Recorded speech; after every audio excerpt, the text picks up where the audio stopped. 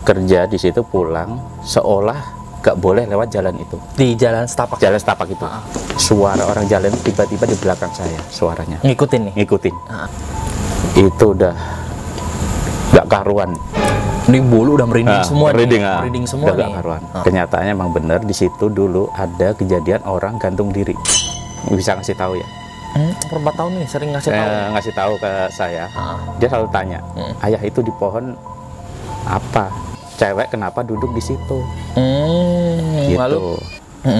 Dia melihat sesosok kunti. Sesosok kuntil anak. Oke Cok, balik lagi bersama gue di KM91 Horor. Kali ini gue kedatangan salah satu narasumber yang ingin menceritakan tentang pengalaman bisnisnya. Istrinya saat lahiran ditungguin sosok kuntil anak.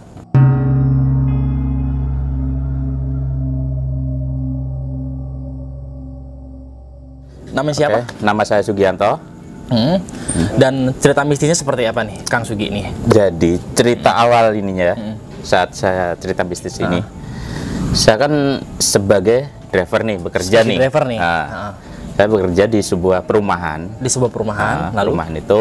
Nah, saya biasa kalau pulang jam berapapun, ya lewat jalan itu jalan setapak. Emang jalan motong. Ya. Itu jalan tiap malam, tiap pulang kerja saya lewatin. Nah, suatu hari ya, saya kerja di situ pulang seolah gak boleh lewat jalan itu. Di jalan setapak. Jalan setapak itu. Nah, itu udah saya mau melangkah, kaki ini berat. Seolah tuh gak boleh melangkah. Disuruh lewat jalan lain. Itu emang ada jalan lain, itu jalan raya. Itu perasaan sendiri atau dari itu dari feeling, bawaan, dari feeling ya? Oke. Dari hati pun juga gitu kan. Nggak boleh itu sampai saya jalan ke jalan raya, tapi dengan tidak percaya saya balik lagi ke jalan itu. Karena posisi itu udah jam 1 malam dan gerimis. Jam 1 malam gerimis nih? Gerimis posisi ini ya. Itu sampai 3 kali saya bolak-balik itu antara lewat jalan setapak atau lewat jalan raya. Oke. Gitu. Lalu saya akhirnya terdiam tuh di jalan setapak itu, berdiri sejenak dengan penasaran hati, ya. Kenapa saya agak boleh lewat jalan ini? Dalam hati nih, dalam hati ini ya. Sedangkan ini jalan tiap hari aku lewatin. Sering dilewatin nih. Tiap pulang kerja. Oke. Terus? Nah, pas baru melangkah kurang lebih itu baru 2 langkah lah. Ya, baru 2 langkah di jalan itu. Jadi dulu itu ada warung, ya, warung kopi lah. Udah lama banget gak ditempatin. Ada kayak gubuk gitu. Gak ditempatin. Persis saya depannya itu ada suara kayak pohon dipatahin gitu lah. Pohon dipatahin. Pohon bambu gitu. Lalu itu ada suara orang jalan di depan gubuk gitu ya? Di gubuk itu. Depan gubuk itu. Jadi posisi jam 1 malam itu. Jam 1 malam. Gerimis. Itu suara orang jalan itu langsung menjauh pokoknya, jauh banget. Itu. Dengan penasaran, saya bawa senter kan. Nah, senter saya nyalain, tapi senter saya nggak mau nyala. Karena baterainya habis atau enggak? Baterai sebenarnya nggak habis. Saat ada kejadian itu, suara itu aku nyalain nggak mau nyala. Tiba-tiba itu nggak mau nyala. Lalu? Padahal senter itu begitu sampai rumah menormal menyala lagi. Gitu. Dan saat saya lanjutin jalan pulang, ya. Suara orang jalan tiba-tiba di belakang saya, suaranya. Ngikutin nih? Ngikutin. Itu dengan ya antara takut gak takut, karena posisi udah malam, mau gak mau saya harus pulang kan. Itu saya nekat itu, gak peduli di belakang saya itu apa, ya, meskipun itu makhluk halus atau apa. Udah nggak masa bodoh lah. Masa bodoh itu udah masa bodoh lah. Begitu saya jalan ada kira-kira itu berapa meter ya, ada 20 meteran lah. 20 meter. Itu udah gak karuan. Ini bulu udah merinding semua nih. Merinding semua udah nih. Gak karuan. Nah, sampai di situ kira-kira udah mulai dekat rumah lah. Ya saya beranikan balik badan. Tapi kenyataannya nggak ada apa-apa. Tapi saya mendengar ada suara jalan di belakang saya. Yang ngikutin nih. Perasaan ada yang ngikutin nih. Nah, itu bukan perasaan, emang saya mendengar. Mendengar ada yang ngikutin. pas persis dari jalan setapak itu nih, sampai ikutnya sampai ke rumah. Sampai dekat rumah.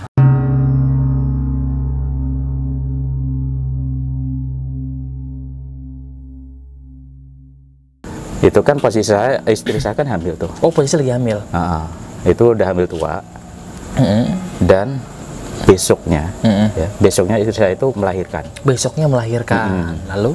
Melahirkan. Nah, karena saya punya ini, lewat cerita yang semalam saya alamin, saya tanyalah penduduk sekitar, penduduk asli situ. Cerita-cerita nih sama warga nih. Sama warga, situlah saya nanya, apa benar di sini tuh tempatnya angker? Jalan setapak tadi nih, yang Kang Sugi lewatin tadi malam nih. Lalu? Di situ, ya tanyalah di situ, barulah orang situ, orang asli situ, penduduk situ ngasih tahu, menceritakan. Lalu? Kenyataannya emang benar di situ dulu ada kejadian orang gantung diri. Orang gantung diri nih? Lalu? Gantung diri. Emang di situ emang usil. Oh gitu. Ngasih tahu saya. Emang usil di situ aja yang usil. Itu akhirnya kan istri saya melahirkan tuh di keesokan harinya ini. Keesokan harinya. Nah, kalau apalagi saya seorang orang Jawa ya, itu kalau ada istri melahirkan atau siapa yang melahirkan itu nggak boleh ditinggal gitu aja kalau posisi malamnya ya. Posisi malamnya. Sehabis lahiran. Oh, sehabis lahiran. Malam itu jangan sampai ditinggalin. Oh, jangan sampai ditinggalin. Oke, lalu? Gitu. Nah, disitulah kita sama teman-teman nongkrong lah di depan, ya istilahnya melean lah. Melean, sejauh itu melean ya. Itu melean kira-kira sampai jam 3 pagi. Sampai jam 3 pagi? Jam 3 pagi pada masuk rumah masing-masing. Itu kan, itu nongkrongnya di depan rumah lah. Kayak ada kursi, ada apa. Emang kayak kursi meja itu belum kita beresin ya. Pasti udah pada capek, pada masuk. Nah, ini ada cerita tetangga saya mau pulang kerja jam 3 itu. Sudah pulang kerja nih dong. Jadi dia mau sudah pulang kerja nih. Sudah pulang kerja, lalu? Mau pulang kerja itu kan dia lewatnya depan rumah saya tuh. Dia melihat sesosok kunti. Sesosok kuntilanak? Duduk di depan rumah saya, menghadap ke rumah saya. Menghadap ke rumah nih? Terus? Itu kan posisi istri habis lahiran siangnya. Habis lahiran nih. Lalu? Itu. Nah, akhirnya orang itu sampai gak berani lewatin situ, sampai muter balik. Nah, singkat cerita nih, sampai orang yang bisa ini dia karena besoknya dia cerita. Oh, besoknya dia cerita. Besokan harinya nih, pagi harinya nih. Pagi harinya dia ngomong. Lalu? Gitu. Itu siapa? Jam 3 pagi, rambut panjang, pakai baju putih di depan rumah. Gitu.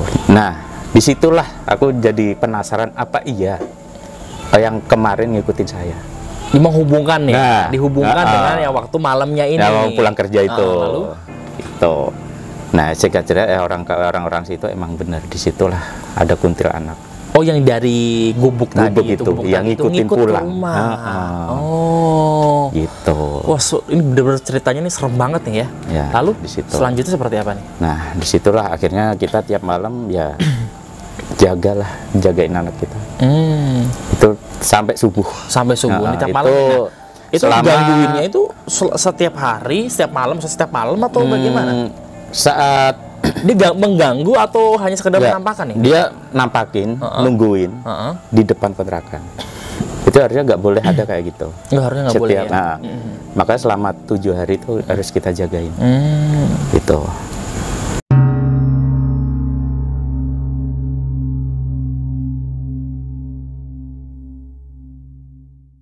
Nah, itu kan anak saya yang kedua itu ya, pas anak kedua yang lahiran itu. Itu sampai umur 4 tahunan lah. Itu dia sering ngalamin hal-hal yang aneh. Hal aneh itu melihat? Sering melihat ya? Sering melihat, sering mendengar kayak gitu, makhluk-makhluk astral. Maaf, untuk sampai si kuntilanak ini bisa pergi dari, untuk nggak nungguin lagi itu bagaimana? Proses ceritanya seperti apa? Ataukah mau memanggil orang pintar untuk mengusir atau bagaimana? Enggak, itu kita nggak memanggil orang pintar ya. Nah, kita ya punya kepercayaan masing-masing. Itu ya dia pergi sendiri. Oh, pergi sendiri. Selama berapa lama itu? Itu kita jaga selama 7 hari. 7 hari pergi. Jadi udah gak ada di situ lagi. Oh, nggak di situ lagi. Dan singkat cerita, sampai anak Kang Sugi ini beranjak dewasa, sampai dia bisa mengerti lah, dia bisa melihat, punya indera lah. Untuk kata orang dulu punya indera keenam ya. Lalu itu dia sering melihat sosok ini ya. Dia sering ngomong ke saya ya, umur 4 tahun udah bisa ngasih tahu ya. Umur 4 tahun ini sering ngasih tahu ke saya. Dia selalu tanya, ayah itu di pohon apa? Cewek kenapa duduk di situ? Gitu. Lalu? Itu kan posisi saya malam jam 10-an itu. Baru pulang dari tempat nenek. Oh gitu. Dia melihat di situ. Lalu? Itu setiap saya pulang dari rumah nenek, ya. Itu kalau pulang dari situ jam 10, kadang jam 11. Pas begitu buka pintu, anak saya melihat lagi sesosok. Setelah ditutup nih? Belum. Itu belum nih. Lalu? Pas baru mau masuk rumah, itu di dapur ada sesosok itu, ya, lari ke belakang tapi nembus tembok. Lari ke belakang nembus tembok nih? Nembus tembok. Sosok kuntilanak mungkin itu? Ya, kalau saya bilang nggak tahu ya, mungkin kuntilanak, yang tahu karena anak saya. Ya, kalau anak saya itu di hari berikutnya ya. Di hari berikutnya. Itu setiap jam 12 malam nangis. Posisi tidur. Posisi tidur tapi nangis? Nangis. Ngigo atau gimana itu? Enggak ngigo. Lalu? Itu nangisnya bukan nangis biasa ya. Nangisnya ya gimana sih, anak bayi jerit-jerit gitu. Sampai digendong pun masih posisi nangis. Tertidur. Tapi minta makan. Minta makannya itu nggak sewajarnya. Nangis tapi minta makan. Posisi tidur. Nangis. Merem itu. Nangis tapi. Gitu. Tapi minta makan. Gitu. Nah itu minta makan nggak sewajarnya orang makan. Kalau bayi biasanya seberapa banyak sih?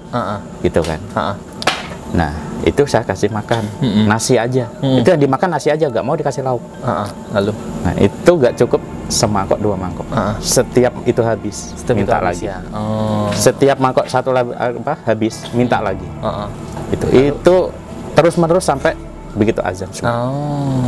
Terus-terusan nih. Lalu? Itu kejadian itu 3 hari berturut-turut. 3 hari berturut-turut nih. 3 hari berturut-turut. Akhirnya saya tanyalah orang yang pintar, yang bisa ngobatin. Kayak gitu, tanya. Nah, pas begitu saya mengundang orang pintar itu, ternyata ada sesosok. Dia kecil, badannya hijau, telinganya tuh panjang.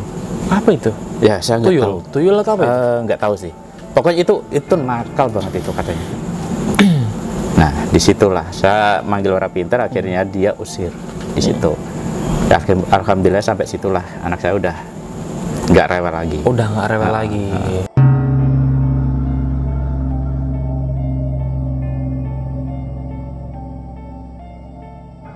Dan itu semua berarti sudah diatasin banget sama ini ya? Iya, udah. Makanya sampai sekarang alhamdulillah udah nggak rewel lagi. Semua keluarga lagi. Juga udah semua keluarga udah nggak ini ya. Jadi berarti untuk kejadian itu sangat luar biasa sekali ya, Cok ya. Sampai-sampai itu ini banget ya, bener-bener sampai wah banget ya ceritanya, karena istri lahiran ditungguin. Coba kalian bayangin aja, kalian yang sudah berumah tangga, istri kalian melahirkan, ditunggu sosok kuntilanak yang kita sendiri tidak bisa melihat. Coba kalian bayangin ya ceritanya tuh. Nah makanya disitulah. Ya mungkin segitu doang ceritanya Kang ya. Untuk pengalaman mistisnya, untuk dari Kang Sugi sendiri, dimanapun tempat pasti ada makhluk astralnya ya. Tolong ya, makhluk halus tuh ada gitu loh. Bukan tidak ada. Tidak ada. Sebenarnya ada. Soalnya namanya arwah kemana sih? Iya. Ya kan nggak mungkin hancur juga. Iya. Ya kan. Namanya arwah tuh ada arwah yang baik, ada yang jahat. Gentayangan. Nah, kalau gitu. Ini ya. Jadi ya jangan meremehkan hal-hal gaib. Gaib itu ada. Ya teman-teman. Sekali lagi gaib itu ada. Ya. Betul. Oke, mungkin cukup sampai di sini untuk cerita Kang Sugi sendirinya. Ceritanya cukup bener-bener buat gua merasa ini banget ya, menarik banget ceritanya ya. Mungkin gue setelah ini bakal mengundang narasumber lain yang punya pengalaman tentang mistisnya seperti Kang Sugi ya. Jadi untuk Kang Sugi ya, kita berdua pamit undur diri. Sampai ketemu di cerita horor selanjutnya di KM91. Oke? Bye-bye. Siap Kang. Thank you.